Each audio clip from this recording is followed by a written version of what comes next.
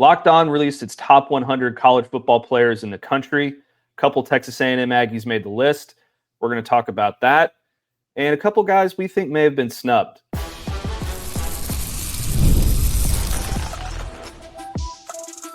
You are Locked On Aggies, your daily podcast on the Texas A&M Aggies, part of the Locked On Podcast Network, your team every day. Welcome in. You are Locked On the Texas A&M Aggies. I am your host, Matt Galatzan, publisher of Texas A&M Aggies on SI. Joining me today is DJ Burton, my usual Wednesday guest. Thank you for making Locked On Aggies your first listen every day, part of the Locked On Podcast Network, your team every day. DJ, Locked On released their top 100 players in college football. There's a couple Aggies on the list. We're going to start off with the first one that appeared on the list, and that would be Casey Concepcion. He comes in at number 77 overall in the top 100. Obviously, well-deserving. We'll see what he does in the Texas A&M offense, but based on what he did at North Carolina State and the different types of skill sets that he brings to Texas A&M and his production just over the last couple of years, Mike Elko saw it up close at Duke. I think that he is very much well-deserving to be on this list. And then at number 43, Le'Veon Moss, running back, the star of the Texas A&M offense, as far as I'm concerned, a guy that can, if he can stay healthy, he will be, right up there in the mix for the top rusher in the SEC, maybe even outside shot to make it to New York if he can stay healthy, because he was kind of on that track last year. But yeah, a couple Aggies make the list, and we think they're in pretty good spots, wouldn't you say? Yeah, I definitely think so. I think Le'Veon Moss is definitely deserving of being in the top 50. That's no doubt in my mind. He was, one of the better backs when he was healthy. A&M had the second best rushing attack in the SEC, and Le'Veon Moss played a major part in that. So I'm not surprised to see him up there. Kevin Concepcion, I'm excited to see him on there too. We haven't seen him suit up for the Aggies yet, but I think it'll be a massive add. And just what he did at NC State, especially his freshman year, it was fun to watch. So I think he's definitely deserving of a spot on this list. Yeah, and you consider the fact that Texas A&M is losing their top receiver in Noah Thomas to Georgia. There's a ton of turnover in that room. Somebody needs to step up and become that number one guy for Marcel Reed. It could very well be Kevin Concepcion. It could be Terry Bussey. It could be Mario Craver. My money is on Kevin Concepcion, though, just based on his experience, based on his production, and his skill set to cut in and out of routes and be a really reliable weapon in a passing game for Marcel Reed, who's really trying to take a step forward and become a more complete quarterback in the Texas A&M system. Yeah, I agree. I think a lot of Reed's success this year, at least through the air, falls on how quickly the new guys at receiver, kind of adapt to the system, adapt to Reed as a passer, and I think a lot of it is just going to fall on those guys. And Kevin Concepcion is one of those guys that you want to see, like, leading the charge on that. Yeah, absolutely. And you kind of look at his stats back there at North Carolina State. His freshman season in 2023 was when he really burst onto the scene. He was one of the best freshmen in the country that season, not necessarily to the level of a level of media coverage as a Ryan Williams or a Jeremiah Smith was last year. But 2 years ago, he had 71 catches for 839 yards and 10 touchdowns. He had a 72-yard touchdown to his name, and I believe, let me see where that came from. That came against, he had a 65-yarder against Wake Forest. He had a 50-yarder against Clemson just on the ground. He had 321 yards on the ground. And then he had a 72-yard touchdown against Clemson that year as well. He had 2 touchdowns in that game through the air. And he had the 50-yard rush against Clemson. He had the 65-yard rush against Wake Forest. He had multiple games that season where he scored 2 touchdowns. He had 2 against North Carolina, 2 against Virginia Tech, 2 against Clemson, 2 against Marshall, and 2 against Virginia. So when this guy was being productive, he was being productive. And, he was really going off early on in that season. And then he shifted over to 2024, and things kind of came backward a little bit. maybe some of that was due to quarterback play. Maybe it wasn't, but he only had 3 touchdowns in 2024. He had 53 catches for 460 yards, and he wasn't used nearly as much in the ground game. So I think the hope for Texas A&M this year is that he can get back to that, that freshman level of production where he's not only a main target in the passing game down the field and over the middle, but he also gets involved in some jet sweeps and some other different packages, really kind of the same way that Terry Bussey was used last year, but to a greater extent. I think we saw a little bit of what they planned to do with Concepcion with Bussey last year. I think Bussey, I think moving him to receiver is going to be interesting. Because I mean, when Bussey was coming out of high school, I thought he was going to be more of a defensive player. But I think with Concepcion being there, I think they're going to move him into the role that Bussey kind of played last year, but just a little bit more involved with the passing game. Yeah, absolutely. And you think about how that's going to affect Terry Bussey as well.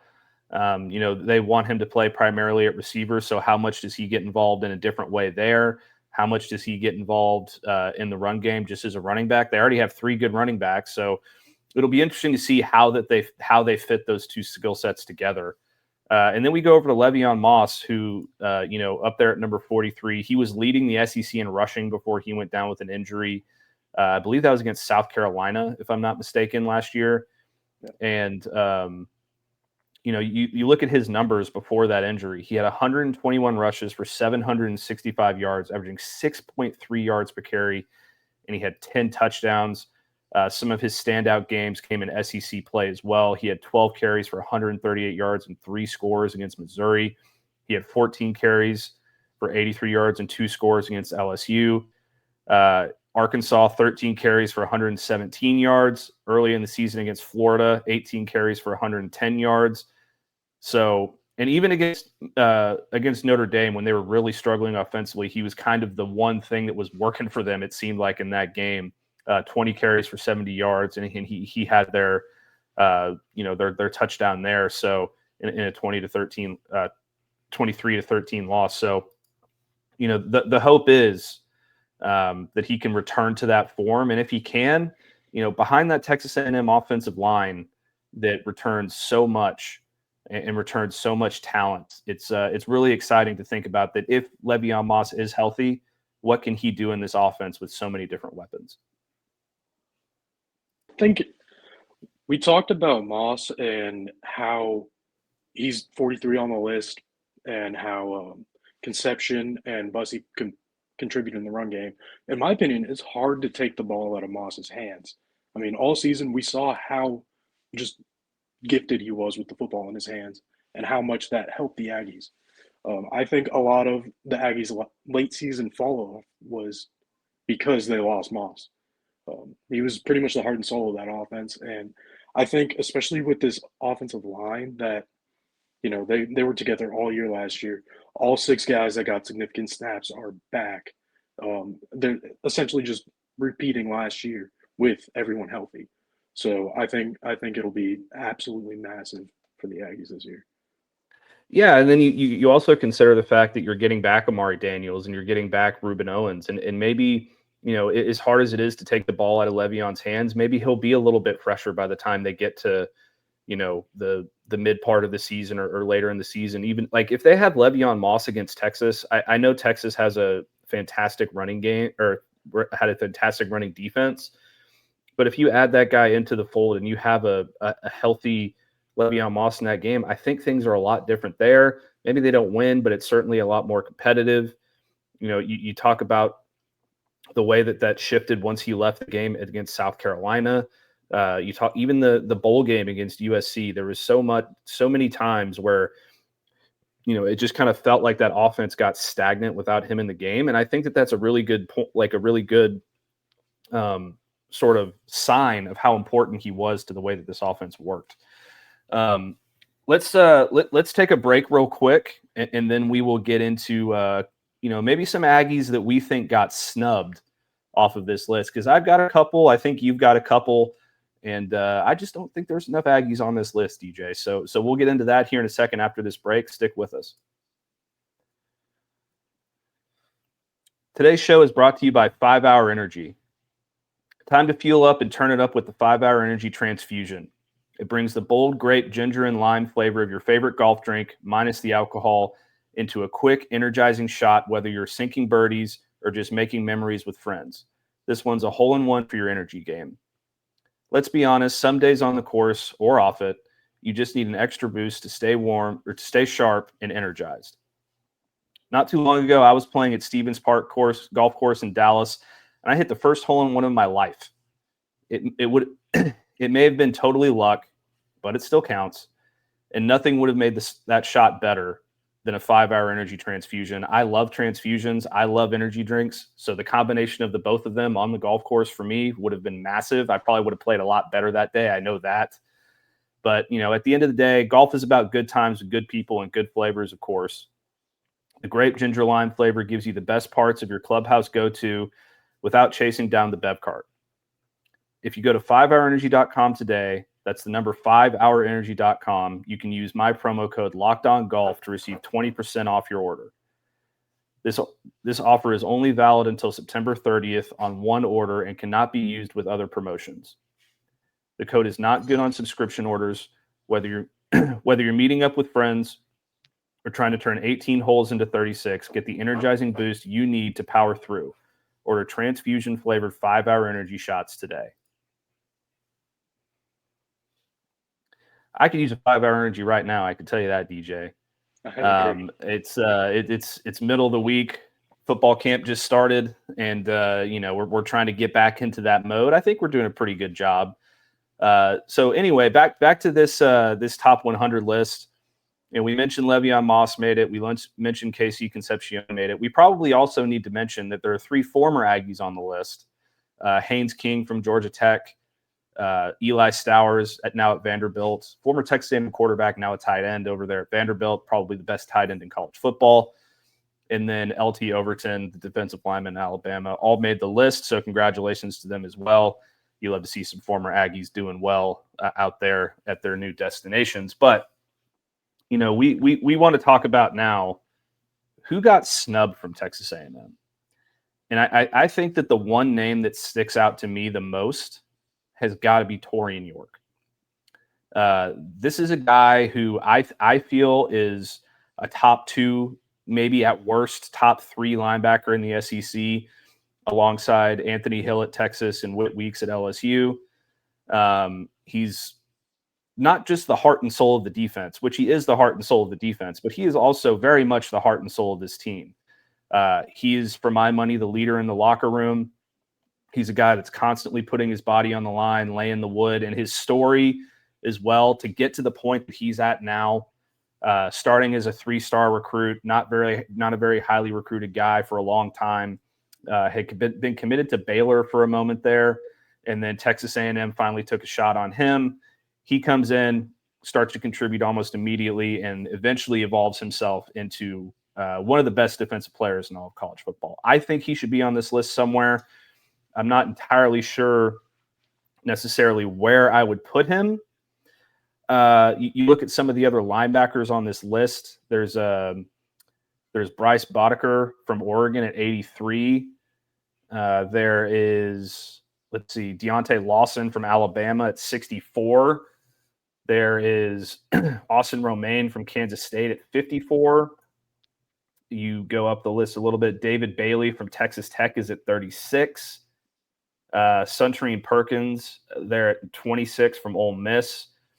Raylan Wilsden from Georgia at 19. Anthony Hill at 7. I know CJ Allen's on here as well. Let me see where CJ Allen ended up. Yeah, CJ Allen is at 56. So, I think that, for my money, Taurean York's probably got to be here somewhere in the top 50. You got Kyle Lewis from Pitt at 39.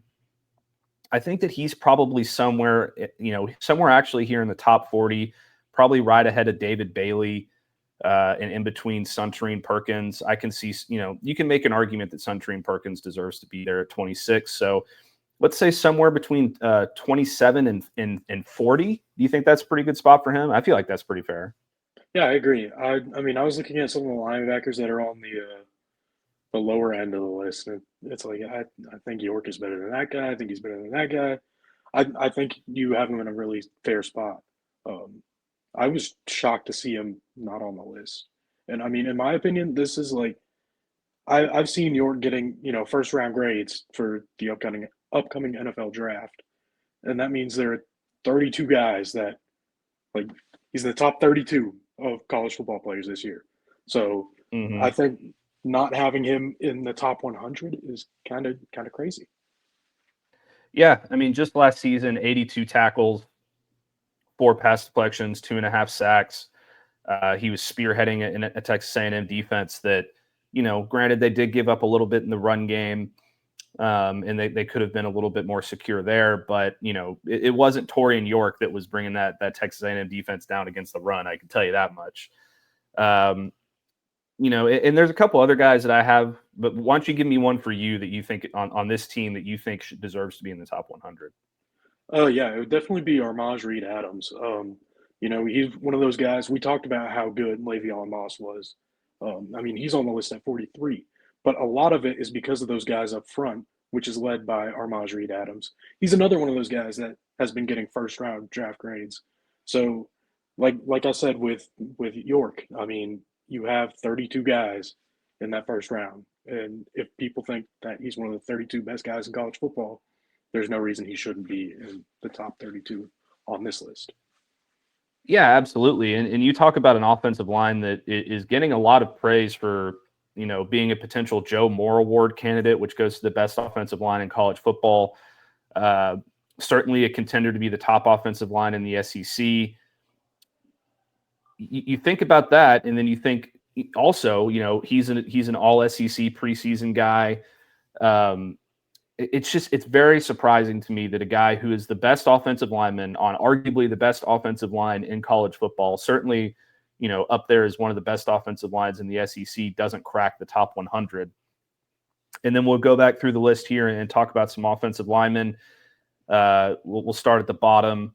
We'll skip tackles because he's an interior guy. So Lapani Leolulu, I probably butchered that, is from Oregon, is in there at number 94. Logan Jones from Iowa at 82. Moving up on the list a little bit. Jake Slaughter from Florida there is at 58.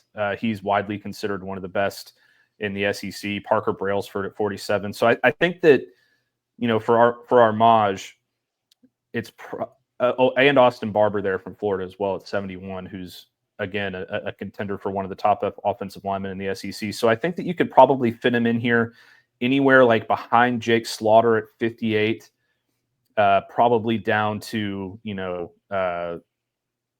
maybe somewhere like around where KC Concepcion is at 77. So somewhere between 80 and 59, I think would be a good spot for him. He just needs to be on this list somewhere. I think it's crazy that he's not. Yeah, I agree. And he's just, it's kind of shocking to me that he's not actually. But I'm just surprised at the number of offensive linemen that are on this list. There are only 10 on the entire list, which if you think about how many offensive linemen are in college football, there's more than 10 that are elite. So yeah, I mean, I guess they're trying to keep it fair with all 22 other positions in college football, but it's hard to make cuts. It is hard to make cuts, and you talk about there being 10 offensive linemen. I would be hard pressed for anybody to argue against me that Armaj Reed-Adams is not a top 10 offensive lineman in college football. So he deserves to be somewhere in there. Yep. And I'll throw you another guy, DJ, that I think should be up here, and that is Will Lee. Will Lee III is, a preseason All-SEC caliber. He got voted preseason All-SEC at SEC Media Days at corner. He very much like Taurean York. He was the heart and soul of that secondary. He's on the Thorpe Award watch list going into next season, and I can't really think of too many corners in the SEC or in college football that are above him on the list. And we'll go down and see where we might be able to find someone. Dalen Everett is on there from Georgia, DJ McKinney from Colorado. You move on up a little bit.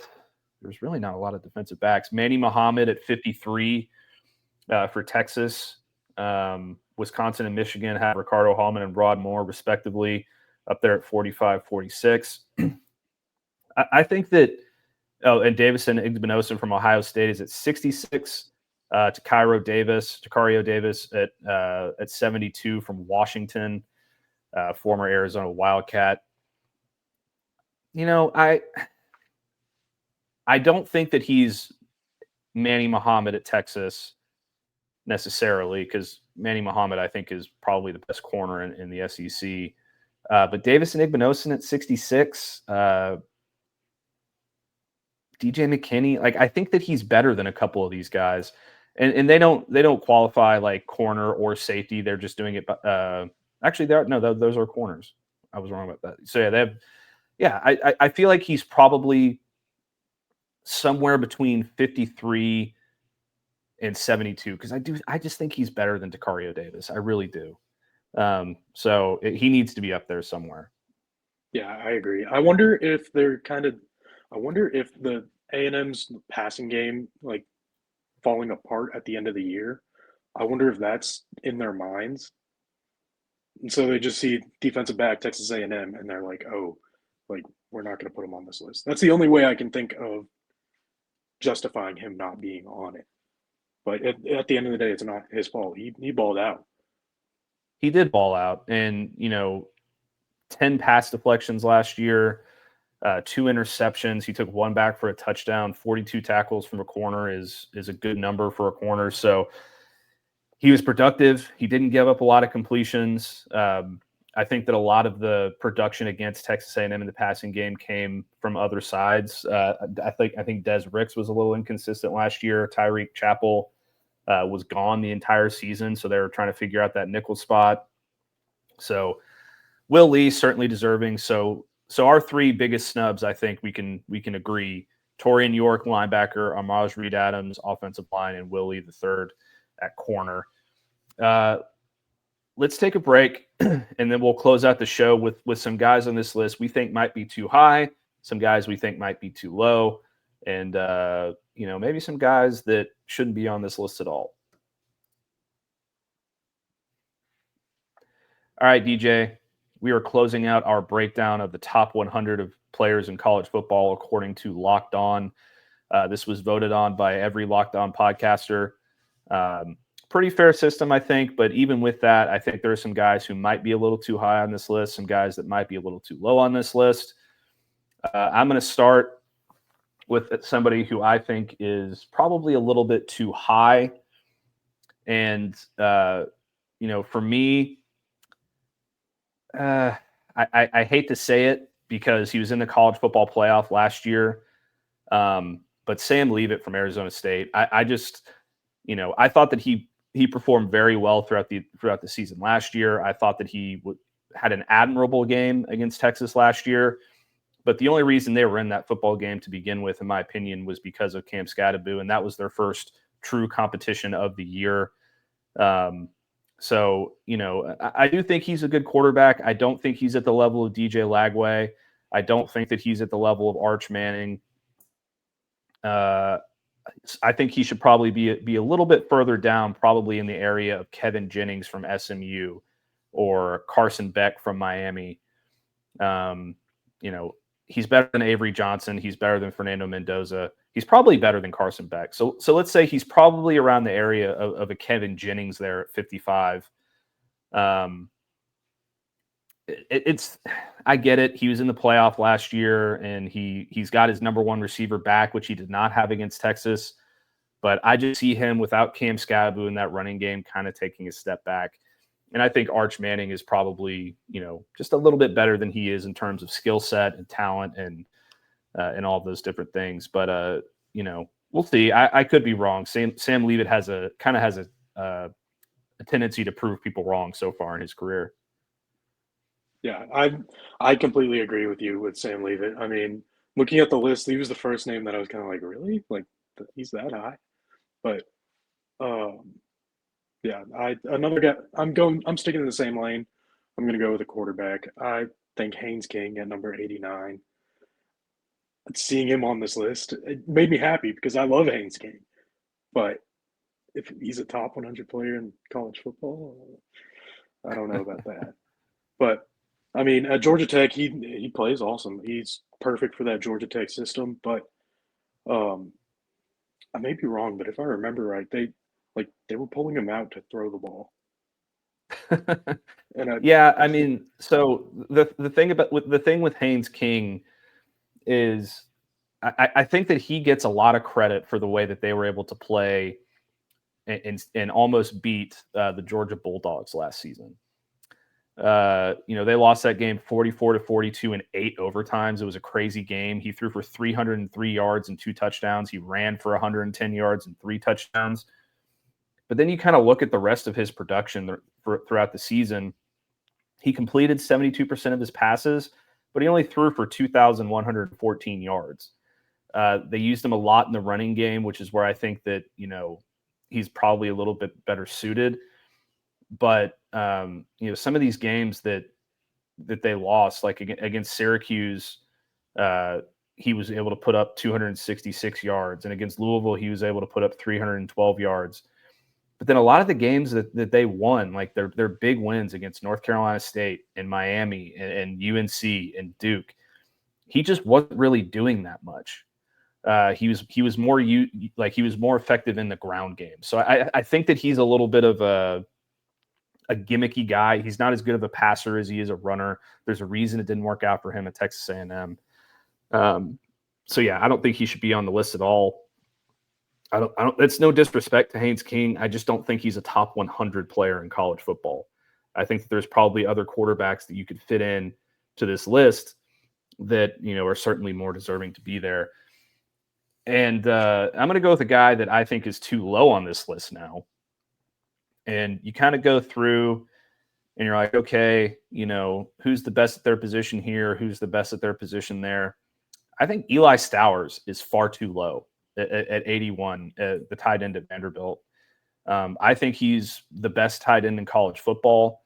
There's I'm looking to see if there's any other tight ends on this list to begin with. Kenyon Sadiq, 75 at Oregon, is the highest rated tight end on here. I don't know about you, DJ. Maybe I'm overrating the guy a little bit because he's a former Aggie, but I think this guy's a top 50 player in college football, in my opinion. Yeah, I agree. I think he has the chance to be like the Harold Perkins of this year's tight end class.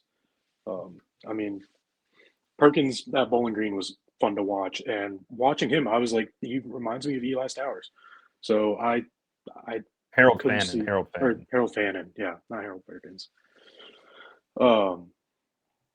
Yeah, he reminds me of Fannin so much, and I'm really excited to watch Vanderbilt football this year. Just based on him, Pavia, that team, I think they have a chance to be more than what we expect Vanderbilt football to be, and that's just on the backs of both Pavia and Stowers.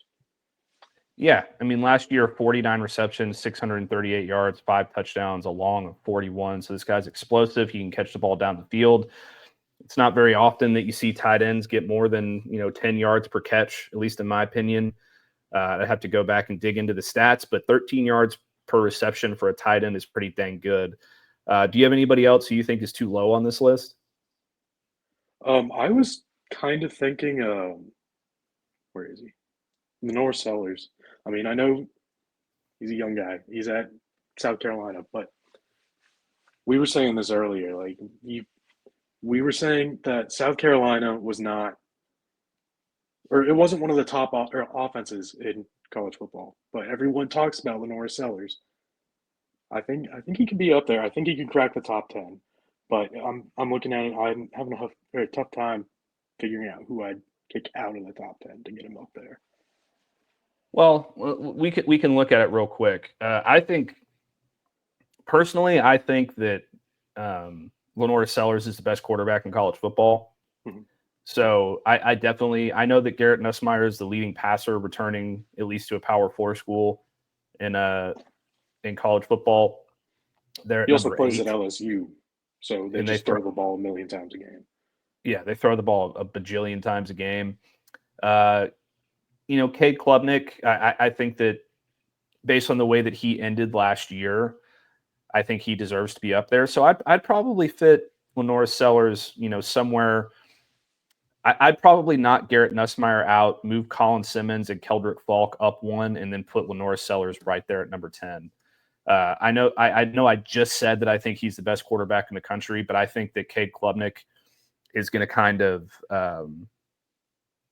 assume that title this year, because I just think that the way that he ended last year and the way that I've seen him work this offseason, I think that he's going to kind of get up there, and I think he's going to be a finalist for the Heisman Trophy. I think Lenoris will be right there with him too. So obviously this is just projection. We'll see how that goes.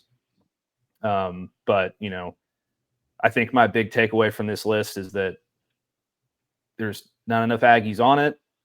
The Aggies that are on it, I can see their spots being pretty good, but you got to have Taurean York in there. You got to have Will Lee in there. You got to have Armaj Reed-Adams in there.